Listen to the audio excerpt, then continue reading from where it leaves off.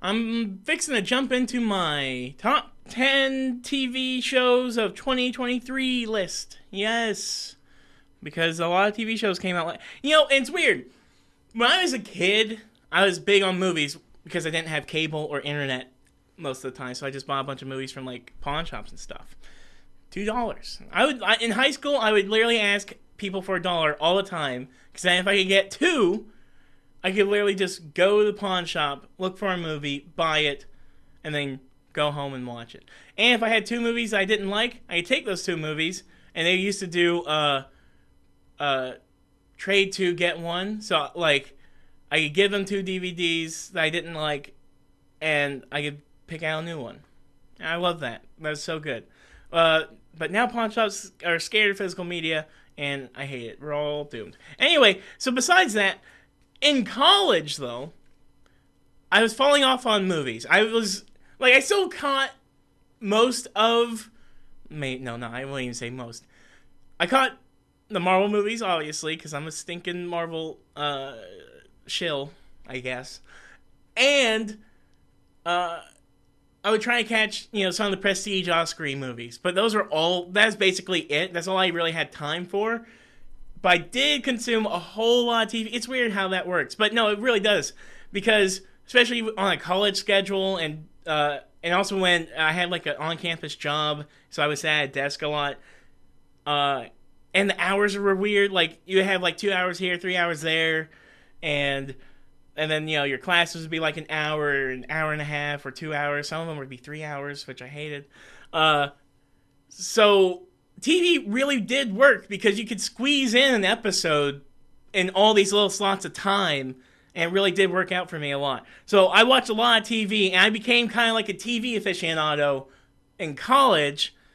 And then after college, I still watch TV, but I wouldn't say I watch everything like I used to do. I still try to watch as much as I can, but it's hard out here, especially in this economy. But also, I do now, I think, have a good balance of, like, I watch a decent amount of TV and I watch a decent amount of movies. But when you hear my top 10 movies list later, some people are going to be like, you didn't watch anything but the big, stupid blockbusters. No. But kind of, yeah. But that's because, life circumstances, and movies are expensive.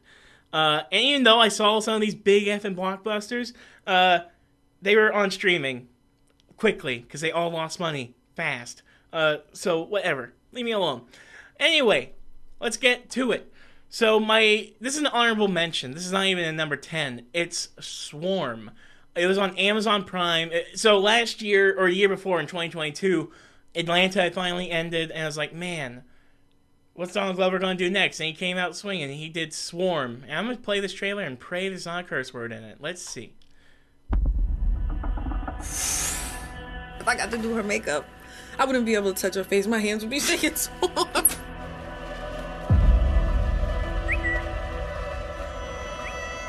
You still tweeting from that old-ass Swarm account? All right. That's good enough for me. So this is a show about... So I don't even want to spoil it, but I have to a little bit because you're not going to know what the flip it is if I don't say anything about it. So Swarm is a show that follows this young-ish African-American girl who is like a huge fan of, I think a pop singer named Nyjah, I think. I think it's sort of like a play on Beyonce, maybe. And she is part of the Swarm, which is, like Beyonce, the Beehive. Well, she's part of a big old fan club for this pop singer. And she sort of tries to follow her around and tries to meet her throughout the whole show. But on her travels and throughout the years, she becomes a serial killer. What? Gasp. What I think was really cool about Swarm was the fact that just the concept itself, a black woman serial killer show. That doesn't happen. Especially, in real life, a lot of the serial killers, at least the ones we catch, are a lot of white people. And that's probably just how reality is. But I do like the idea, like, we never seen a stinking black girl serial killer show. Oh, and Billie Eilish is in an episode. I'm not a person who like fawns over Billie Eilish, but she was pretty good in that episode. And also, I loved also is I don't want to spoil it, but the way her character ends in that episode was hilarious to me. I thought it was god dang hilarious. So yeah, it's kind of like Swarm is kind of like a comedy, but also like Atlanta was a comedy, but it was all there were episodes that are like a really dark comedy. Swarm is like a pretty dark comedy. There are some jokes that are like pretty funny, but it's like this weird, artful deconstruction of this character, and I liked it. And that's just the honorable mention. I need to move on.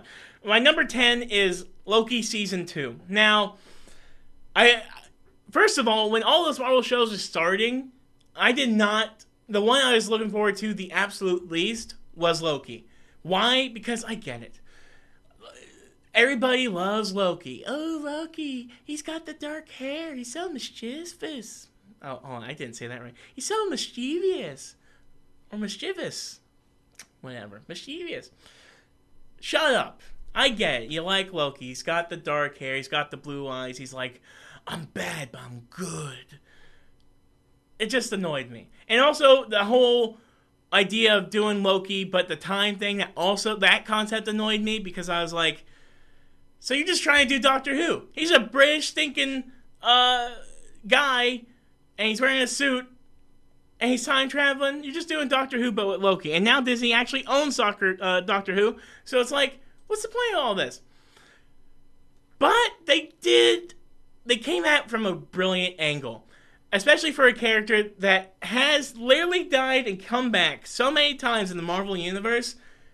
They did a great job of, like with Owen Wilson's character, having him sit Loki down and be like, let's look at your life and see why you keep effing up. And then Loki has to sit there and watch. He watches himself die at the hands of Thanos. And he's like, so this is just what my life's supposed to be? And it forces him to reflect. And then later on, when he meets Sylvie, that forces him to reflect even more about like the kind of man he wants to be and his love for her. And she's also a Loki. Oh. And it's like, whoa, this is way deeper than I thought. And then there was an episode where he meets like a bunch of different Lokis.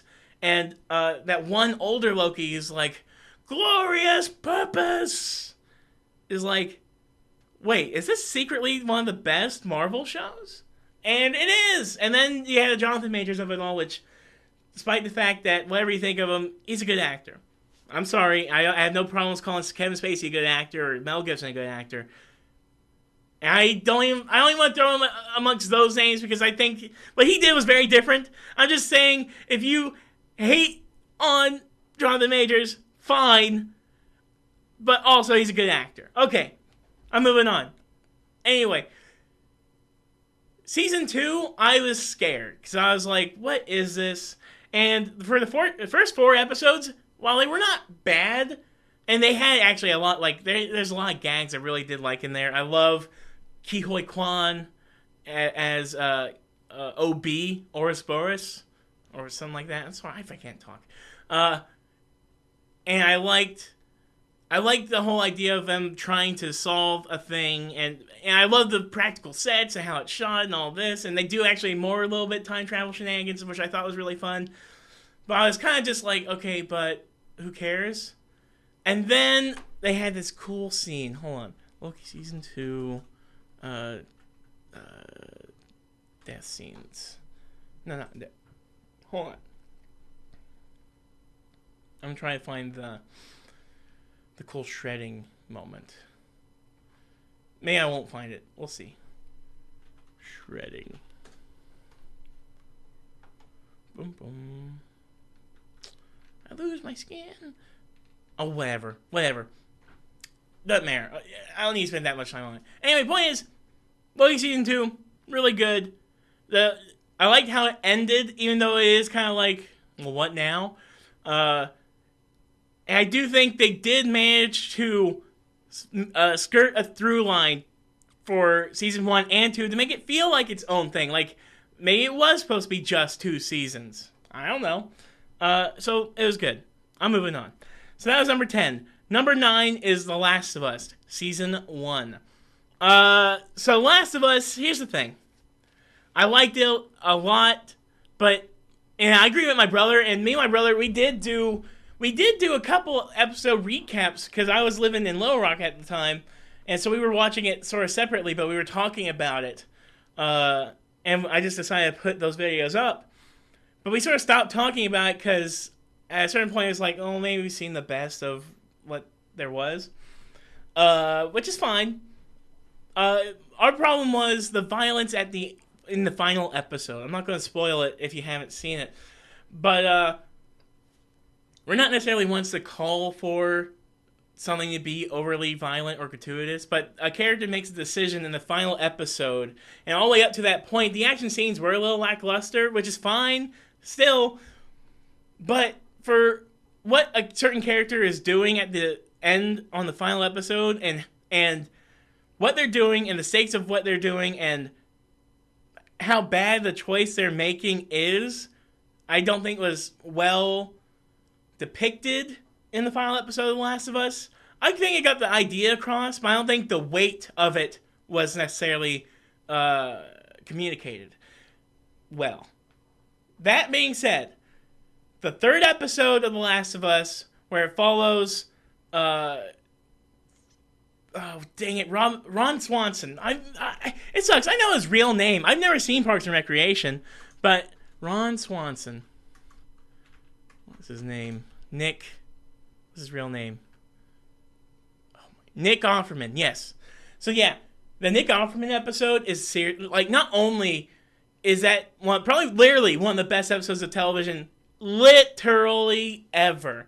Like, literally ever. I can't tell you. I can't. Because not only does it change things from the game, which my brother did play a Last of Us game. It was his favorite game for a long time, the first one. Don't tell him. When season 2 comes out, we're gonna get into his thoughts on Last of Us 2, because I think it will get me views. But they do change Bill in The Last of Us, and they not only did they change him, but they changed him for the better, and they took advantage of Nick Offerman, who's like this man's man. And on the trailers, when you saw glimpses of him, you're already thinking like, whoa, he's going to put in like a real serious performance. Not only that, he turns in such a sensitive and just raw and vulnerable performance. And the way this relationship between him and this guy sort of finds, and the fact that he's like this weird kind of like reclusive, like a bunker guy, and how he sort of slowly lets somebody in, and then slowly lets a couple more people in. And what's so great about, especially for a show like The Last of Us, that is pretty dark and dour, and especially in the game, Bill's end is more dour.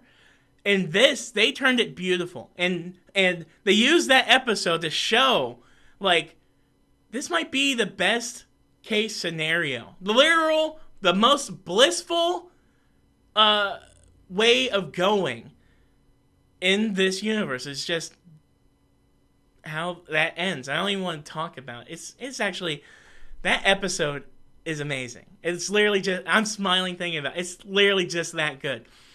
And then episode 5, when the child murder happens, crushing.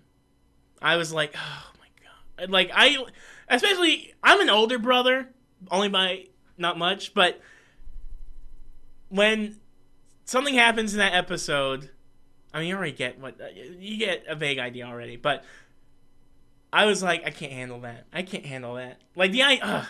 handle it. Man, I always think, oh, my brother is probably going to die after me. I almost hope that, because I don't even know. I don't know. But that's the thing. Like, those 2 episodes hit so hard that even some of the shortcomings of I don't even say the rest of the season. I think a lot of the episodes are still pretty solid in the show. I just don't think the fact that those episode 3 and 5 get you there. I kind of wanted episode 9 to get me there also, especially with Joel and Ellie. because Joel and Ellie don't necessarily have that moment in the show. Maybe that's supposed to be it, but I didn't feel it as hard as I felt those two other things with two other characters who are literally supposed to be mirrors for Joel and Ellie in the show. So, and while and I could maybe see the argument of like, well, since those hit so hard and get the idea across anyway, then, but I don't know. I'm not trying to trash on it because, like I said, that's my number 9. Let's go down to the number 8. My number 8 is. We are Sex Bomb! 1, 2, 3, 4! Hey! Hey! Hey!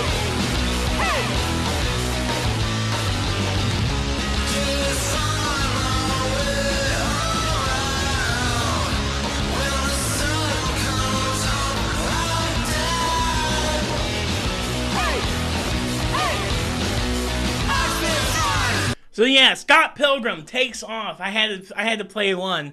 So look, Scott Pilgrim Takes Off was a surprise. Me and my brother sat down to watch it, and we thought, because the trailers show you only the things you've seen in the movies, or in the movie. There's one movie, and it really does make you think it's going to be an adaptation of the core materials, the books, and that they're just doing that story again. And honestly, while I was confused, I was like, what?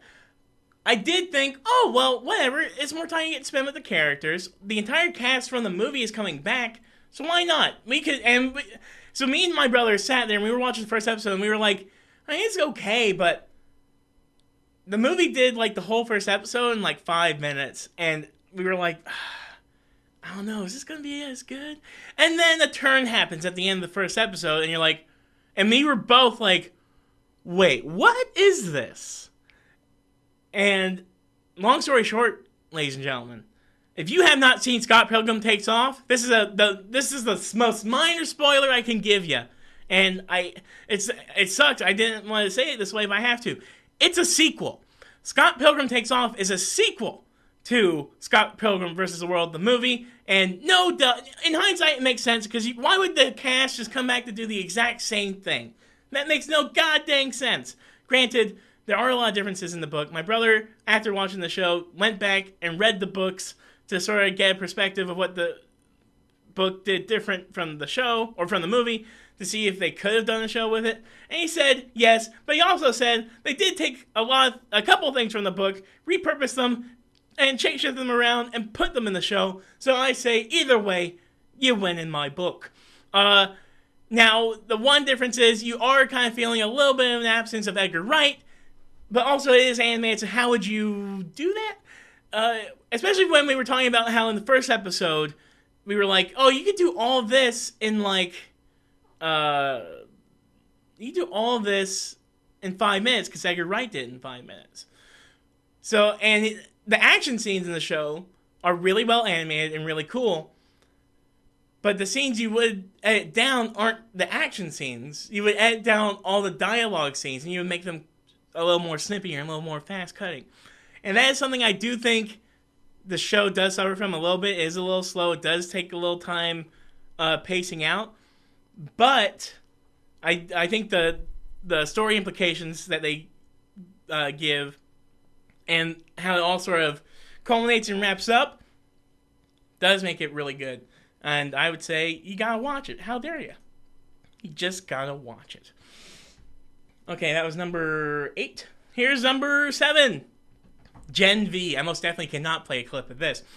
Gen V is the Boys spinoff. So this show, I came at it tentatively. For one, I'm not the biggest fan of spinoffs, just because you never know. Like, is it going to be a Joey? You know, Remember Friends spinoff Joey? But Gen V actually did a really good job of not just, like, you might have to watch Gen V to keep watching The Boys, because there are a couple things that happen in Gen V that you might need to know for The Boys. But you do not need to watch The Boys to watch Gen V, and I think that is really smart, because you get in a different audience from a different perspective. They're like college-age students There are a bunch of superpowered people. They're all sort of training to use their powers in the real world, and some of them want to be in the Seven. The Seven is like the boys' Justice League, if you watch The Boys. And the show follows this one character who's... So what I like about Gen V the most is, like, my brother made me watch, and I say make, but by the time... I like it. I do like the show. My Hero Academia. We watched the show My Hero Academia. And what I did like in My Hero Academia that I don't think is done enough in superhero stuff is the give and take of the superpowers. Like, yeah, I can throw out tape from my elbows, but it's not infinite. I have to, like, eat more food to make more tape or whatever, or some weird stupid thing.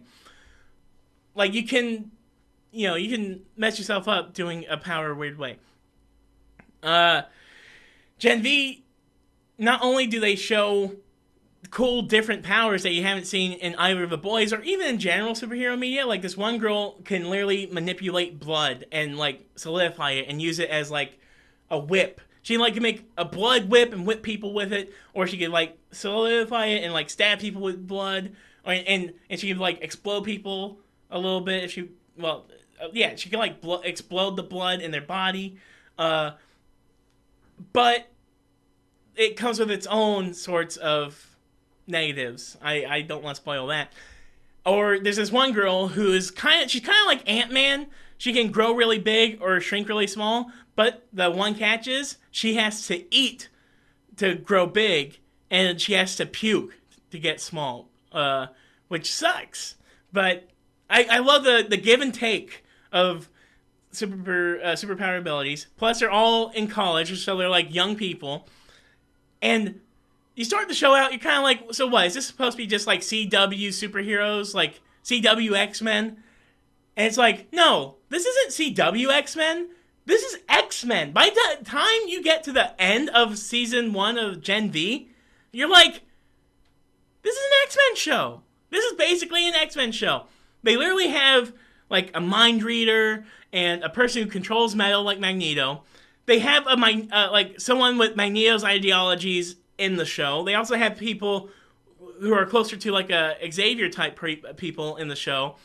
Like, the political clashes, and, like, the thing is, and this is what's going to make it difficult for Marvel, is how can you have a show like Gen V that is R-rated, while, yeah, it has a bunch of, like, gross out stuff, is also able to broach topics that are real and serious and prominent. And if you have something like Disney, even though they do tackle political topics, they do oftentimes find ways to sort of skirt away from making certain points, or just sort of like softballing some topics. And if you're having Gen V, an X-Men show that is doing all the things that the X-Men books have done, and maybe to an extent still do, how are you going to have an X-Men Disney thing, Disney Marvel X-Men, and how's that going to feel relevant and important? And I don't know if it can. I think, unfortunately, when the Disney X-Men come, it might just have to be, like, a hair of importance, and, oh, you get to see Wolverine cut claws with stinking Iron Lad or some weird junk. Which is fine. I like that stuff a lot, but I do like it when I get a little more juice at my superhero content, is all I'm saying. Okay, after Gen V, Fargo Season 5. It's not over yet. There's still an episode or 2 left. But, and I'm also giving Fargo Season 5 a little extra because I watched Fargo Season 2 for the first time this year, and that was effing amazing. I almost want to put that in place of Fargo Season 5 because it's better than Fargo Season 5. But apparently Fargo Season 5 is pretty darn good. And I do think it's really good, too. Because I've only seen... It's weird for me to comment because I haven't seen all the seasons of Fargo. I've literally watched them not only out of order, but very pickily. I did not watch the Chris Rock season because I heard it was not that good. Or not as good as the other season, so I was like, well, why would I watch it? Then I watched Fargo Season 2. I was like, this is amazing. And now Season 5. Not as good as Season 2. I can confidently say that. But the structural difference in season 5 and the performances from Juno Temple and John Hamm are pretty gosh darn top tier. I love just the way they've been delving out information. I love when you can shift and really mess with how you tell people's things, and like when you're presenting it in a movie or show. Because you can say like, ooh, John went to the grocery store. And that's whatever. But just showing how different people will show you how John went to the grocery store, that's where the juice is. Like, oh, you'd be like, where is he? I don't know where he is. Oh, he's at the store. Why? Oh, they get that. Like, you know, you just... Tension is made from how you are given information, not on what information it is. Okay, so, next. That's all I can say about Fargo because it's not over yet. It's literally like 2 episodes left. I do like, also... They really play with gender dynamics in Fargo Season 5, but not in a way that's so... like, it's not really showy. I mean, it's showy because it's a visual medium. But it's not, like, loudly expressed. It's kind of subtle, in a way. Okay, something that is most definitely not subtle is I'm a Virgo. This is from Boots Riley. It's on Amazon Prime. It's only 7 episodes, about 30 minutes each. It's a weird superhero show. And this is a superhero show, but not the kind that you're used to. It's about this 13-foot-tall black guy, and his parents aren't trusting of the government or mass media or fast food chains or anything, and they sort of hide their super tall son away for all his life, and then one day he ventures out and meets the real world, and the only thing he has to tell them is, I'm a Virgo. It's really cool. It's really strange. Bruce Riley is a strange filmmaker. If you've seen Sorry to Bother You, you'll know what I mean. If you haven't, please go watch Sorry to Bother You so you know what I mean. What I really like is he does know how to do some really cool visual things on a very, very, very low budget. You can tell this show is held together by a couple shoestrings, but it's really good. And my favorite thing is, and I wish I could play a clip of it, but I can't confidently say they won't curse. The final episode, when the big culmination between the villain or hero or whatever is, not only are they dropping so much knowledge dimes, it is literally like, it's gonna blow some people's minds. Like, some people's minds are gonna be blown, especially if you're like not used to hearing about this sort of stuff, about like how like capitalism and how it necessitates poverty and stink and I don't know, a bunch of stuff. I don't even want to get into it. And thinking, criminal business versus legitimate business, and police, and like they throw junk at you, and it's not junk, it's like knowledge, real knowledge, and they're just throwing it, and it's like, whoa, you're really just going out there, and I love it, and they really express it in a really cool visual way. Okay. Number 5. Number 5. Yes. Dun, dun, dun, dun. Poker Face. Poker Face. Poker Face. So yeah, Poker Face. I love this show. It's really good, especially when I was doing my Burn Notice rewatch, which I sort of abandoned somewhere in the middle of season 5 or 6.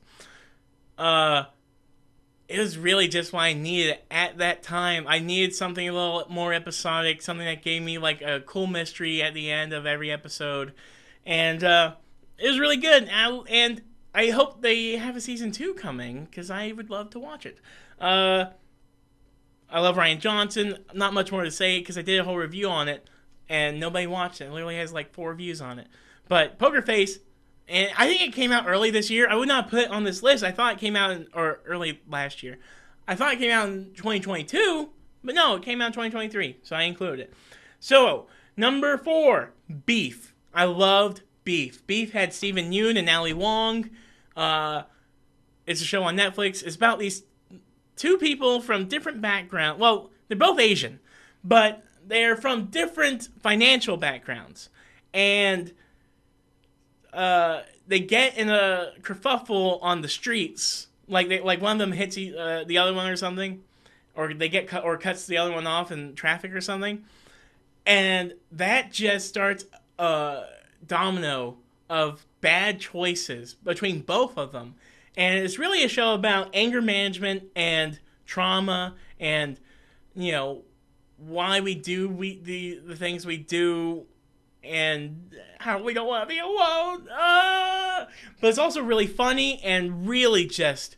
Some of the things they do is literally evil. And people die... Well, I don't know if that many people die, but I think someone might die by the end of the show, I think.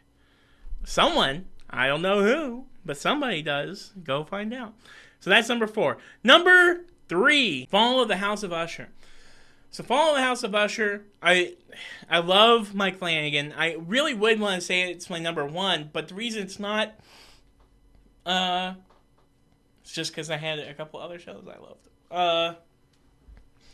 I did a review on Fall of the House of Usher, kinda. I did in my discussion for Mike Flanagan. But it's a really good show. It has all the casts you love from like Haunting of Hill House or Blind Manor or Midnight Mass or even Midnight Club. It's a cameo fest of Mike Flanagan people in the Flaniverse, and it's just really good, and it's really meaningful and really fun and funny and about the opioid crisis and serious, but also funny. So I like it. So Fall of the House of Usher is number 3. Number 2, One Piece live action. Yes, One Piece live action. Oh my goodness. Hold on, I gotta do one more. I gotta look up a clip.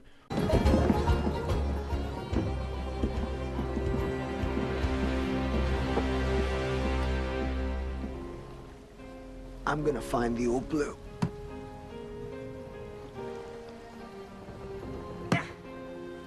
I'm gonna be king of the pirates. This is such a god dang good scene, bro. I'm gonna be the world's greatest swordsman. I'm gonna draw a map of the world.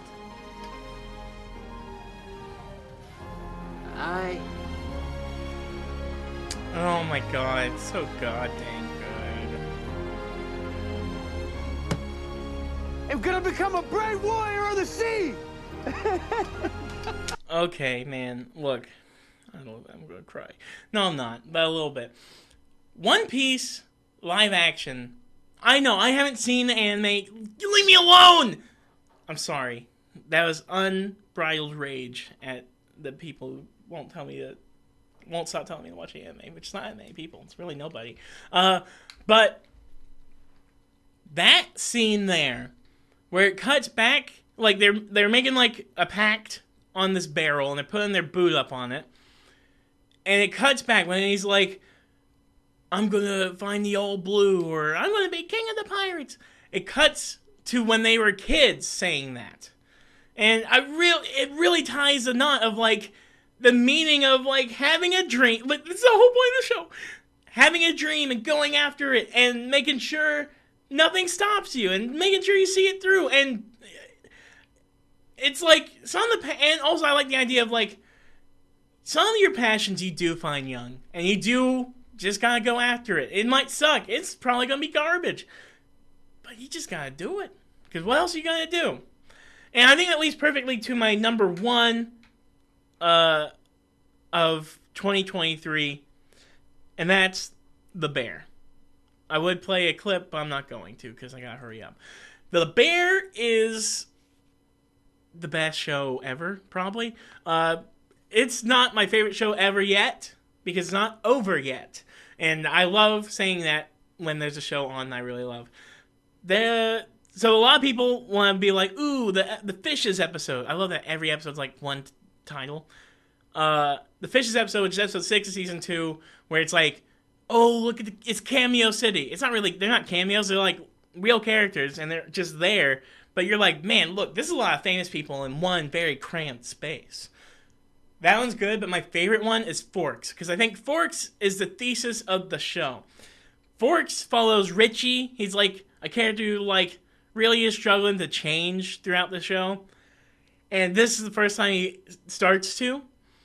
And in this episode, he starts to find purpose. Because at the beginning of season 2, he's like, you know, now that you all are going to be doing all this stuff, you're not going to need me because I'm not fancy. I don't know how to do this stuff. I don't even get it. I don't get any of this. And then he starts to get it in this episode. And you get to see that transition. And I love the theme of not all, like how I was saying, what I was saying with One Piece about the idea of following your dreams. There's also of following your purpose even if it sucks. And the reasons why you do it is because you love it. You love doing it. Like there's this one character in that Forks episode who's like, you ask me why I do this? It's because I love it, Richie. This is the singing Super Bowl every day. I want to make people's day. And the idea of like acts of service and how that does fulfill you. I love that. It's so good. The bear is so good. Oh my gosh. And I also love, I do like at first when they brought in like the love interest in the bear, I was like, do we need this? But they really do. They sell you on these close-ups. These close-ups on all these actors' faces is really good. First of all, there's not a boring face in the bunch. Also, you get to really see them act.